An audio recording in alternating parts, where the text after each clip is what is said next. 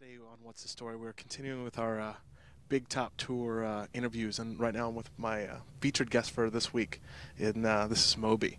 And if you haven't heard of him, then where the hell have you been? This guy is everywhere. He's in every CD imaginable right now. So, Moby, how did you get on the Big Top Tour? I mean, you're like the featured guy from all the stuff that I've read about it. So. What happened was, it's not a very dramatic story. They called me up and asked me if I wanted to be involved, and I hadn't gone out and played a show that was exclusively electronic dance music in a long time, because the last record I put out, Animal Rights, was much more of a rock record. But I'd sort of realized that I'd sort of fallen in love with dance music again, and I wanted to go out and play the dance music that I've made, and they asked me to, and it seemed like a nice idea, so I said yeah. All right, cool.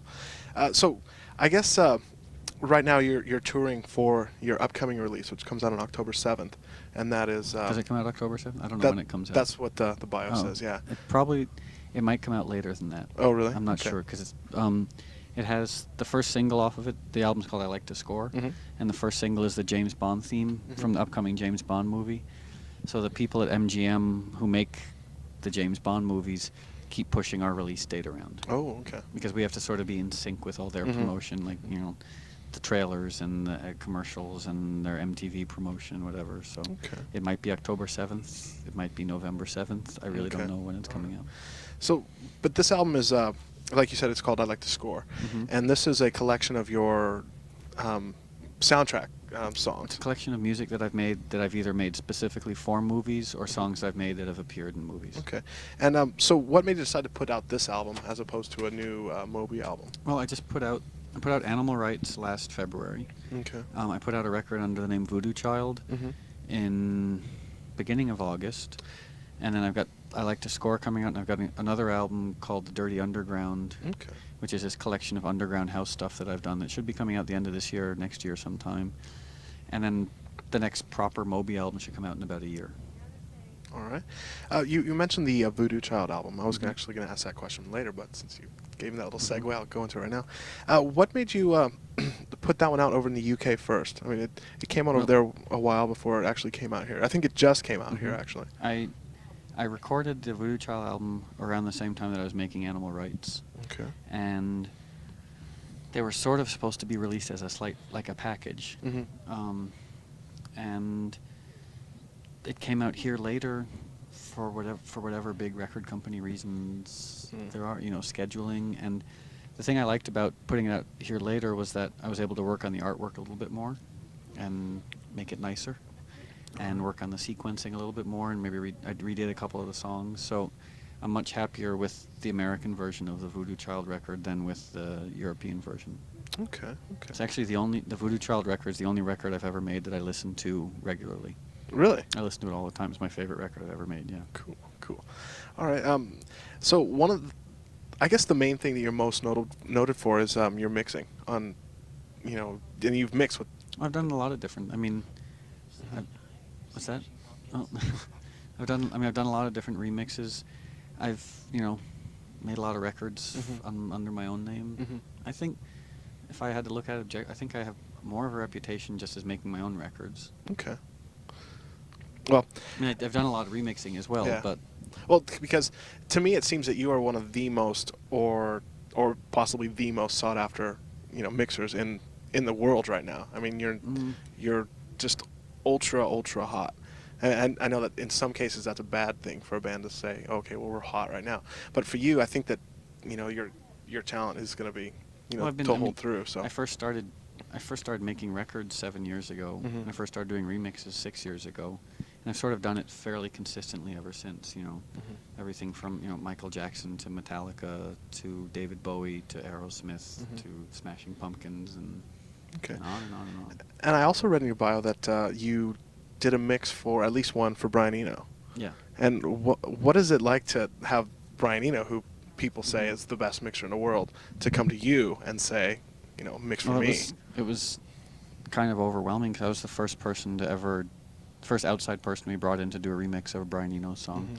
And he's one of my musical heroes. And I tried to be really cool when we were talking on the phone, but inside I was a nervous wreck. Yeah. Yeah, that's cool. So your last CD that you actually just talked about, or your last like full-length album was Animal Rights, and this was just an awesome album. I loved it. And were you surprised by the actual mass hysteria over the song Revolver that like just got airplay everywhere? When I decided to do Revolver, and I wasn't really aware of any sort of like commercial ramifications for it, so I was very happy that it got a lot of airplay. Was I surprised by it? No, I don't know. I'm not surprised by very much. Okay. So, no. All right. And I remember the first time that I heard the song Revolver on the radio, and that was actually the first time I actually, heard a song of yours and actually, connected it with your name. And I loved it. It was just like, wow, this hit. I loved it. But then I remember the first time I saw it on MTV, and I thought, this doesn't sound right. How did you...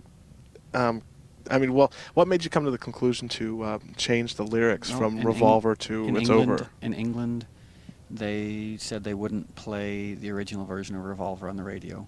And MTV Europe said they wouldn't play the version that had the lyrics on it. So I was left with the choice of either having a song that no one would ever hear or amending the lyrics slightly and having a song that people would hear. So I decided to change the lyrics just a little bit. And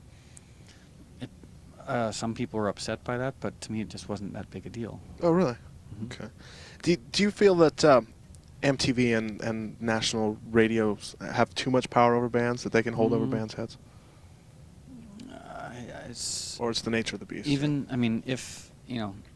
If the answer to that question is yes, MTV has too much power and radio has too much power, that's the way it is. There's nothing there. Unfortunately or fortunately, there's nothing anyone can do about it. The reason they have power is because people watch and listen. If no one watched MTV, they wouldn't have any power, and if no one listened to the radio wouldn't have any power. But I'm not saying that that'd be a good or bad thing. I'm just saying that you can't complain about institutions that are supported by listeners and viewers because they don't have an agenda. The agenda of radio stations and of people that work at radio stations, people that work at MTV, is to present music that they like, that other people like as well. All right. So, back to the Animal Rights CD, or I guess we're still on it. What made you come up with the name Animal Rights? Well, I've been involved with a lot of different animal rights organizations for a long time. I've been a vegan now for 11 years, and one of the reasons that I make records is to try and communicate my beliefs and ideas that are important to me. And animal rights is an extremely important idea for me. I meant it on a few different levels. One on the very specific level, specifically referring to animal rights. That I don't think it's acceptable for human beings to violently impose their will on other creatures, but also as a slightly more ambiguous artistic expression as well. Okay. All right. Well, one of the things that I noticed about your press kit that I got was that you are the first band I've ever received a bio from where you actually wrote the bio. And is this something you didn't want to trust a label, or? Well, I've had bios written for me in the past, and they tend to exaggerate an awful lot. Like pretty much every bio you ever get, it's as if they're describing the best record ever made and the best artist that's ever existed. And I just wanted to write something that wasn't so invested with hyperbole and was maybe just a little more descriptive rather than exaggerating. All right. And on your albums, you do everything. You play all the music. You do everything. I write the songs, play all the instruments, do all the engineering, do all the production. Yeah. And this is just because you can, or you don't want to have someone else in the studio? Well, a lot of it is I'm not very comfortable working with other people. Okay. I was born. I'm an only child, and I live alone and work alone, and I'm not very comfortable having other people around, especially during a creative process. All right. And then my last question here for you is kind of for me, and that is I read in your bio that you lived in a haunted house. And how did you know it was haunted? I mean, what happened? When we first moved in, I had a sense that something was a little strange. I used to hear my name being whispered. A lot of different subtle occurrences. My mom heard my name being whispered, and then when we moved out, a few years later, I bought a book on poltergeists, and it was documenting a few famous poltergeist occurrences, and one of the most famous ones had taken place in this house that was 2 doors down from where we lived and had been torn down. It was an old Victorian mansion that had been torn down. It was a vacant lot where I played with my friends. And I read that and I showed it to my mother, and we both sort of just figured out that it followed me home. Wow. Well, that's it for me. But I just want to say thank you very much, Moby. Oh, it's my pleasure. And stick around for some more music. And